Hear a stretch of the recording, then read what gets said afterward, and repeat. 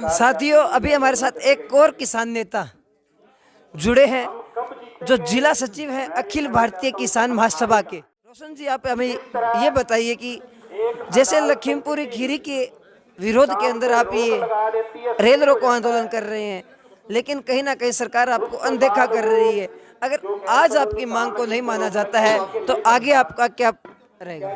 देखिए, संयुक्त किसान मोर्चा के आह्वान के ऊपर आज देश भर में 6 घंटों का रेलों का चक्का जाम हो रहा है और ये किसानों का शौक नहीं है, ये हमारी मजबूरी है। मजबूरी किस लिए है? सारे प्रूफ सामने हैं। शांतिपूर्वक प्रदर्शन 1 साल से किसानों का चल रहा है, उसके अंदर एक भी हिंसा की घटना नहीं हुई। लेकिन देश के अंदर जिन्होंने संविधान की शपथ ली है, गृह मंत्री की, गृह राज्य मंत्री की जिम्मेदारी होती है देश में शांति बना के रखना और लोगों को सुरक्षा प्रदान करना। सुरक्षा और शांति तो क्या बढ़ानी है इन सरकारों ने, चाहे वो खट्टर की सरकार हो, चाहे वो मोदी की सरकार हो। ये लगातार हिंसक रूप से बयान दे रहे हैं। कुछ दिन पहले करनाल में एसडीएम ने क्या बयान दिया? किसानों के सर फोड़ दो। पुलिस वालों को कह रहा था लाठी डंडे कितने भी चलाओ, इन आंदोलनकारियों को यहाँ से रोड खाली करवाओ, चाहे सर ही क्यों ना फूट जाए, चाहे गोली ही क्यों ना चलानी पड़े। फिर लखीमपुर खीरी के अंदर वहाँ का जो गृह राज्य मंत्री है भारत सरकार का, अजय मिश्रा, वो बयान देता है कि तुम बीजेपी का विरोध कर रहे हो, आंदोलन कर रहे हो, तुम्हारे को इसका करारा जवाब दिया जाएगा। तो उसके 2 दिन बाद ही शांतिपूर्वक प्रदर्शन कर रहे किसान जब अपने घरों को जा रहे थे तो रास्ते के अंदर उसके उकसावे के अंदर आकर के उसके बेटे गुंडा मैं क्यों कह रहा हूँ, देश के गृह राज्य मंत्री को क्यों गुंडा बोल रहा हूँ? क्योंकि उनका आपराधिक रिकॉर्ड रहा है।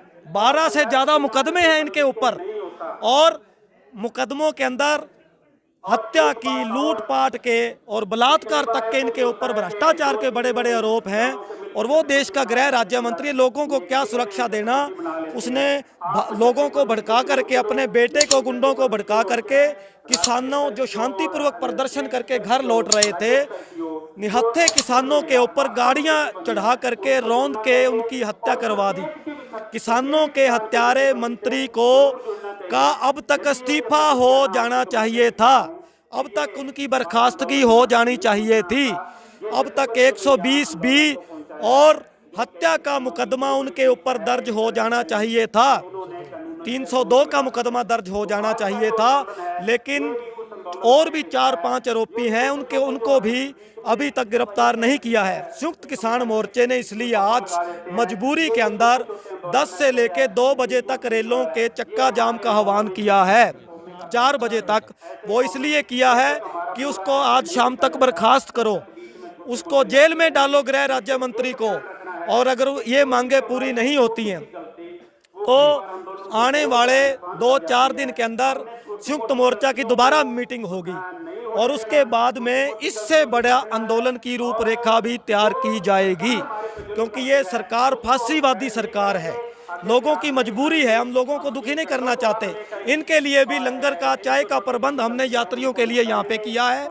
और कल और परसों कई दिनों से संयुक्त मोर्चा ने हाथ जोड़ करके भारत के सभी रेल यात्रियों से, जो आज के दिन यात्रा करने वाले थे, कि 5 बजे तक रेल की यात्रा, 4 बजे तक मत करो, आपको असुविधा होगी। लेकिन गुरुद्वारा साहब से और जगह से यहाँ पे लंगर की, चाय की, पानी की, हर तरह की व्यवस्था हम उनके लिए करेंगे। मेडिकल सुविधा की उनको सुविधा देंगे। हमने अभी यात्रियों गणों से बात कही थी, हमने पूछा था कि किसान नेताओं के द्वारा, किसानों के द्वारा आपको किसी प्रकार की सुविधा दी जा रही है, खाने की, पीने की, मेडिकल की? तो किसानों ने, यात्रीगणों ने स्पष्ट मना कर दिया कि अभी तक हमारे पास कोई नहीं पहुंचा है। अभी लंगर तैयार हो रहा है, लंगर तैयार हो रहा है, साथियों की ड्यूटी लगाई है, वो लेके आ रहे हैं। कुछ देर में यहाँ पे चाय का, लंगर का इंतजाम हो जाएगा। आप सिरसा में आज कितनी जगह ट्रेनों को रोका गया है?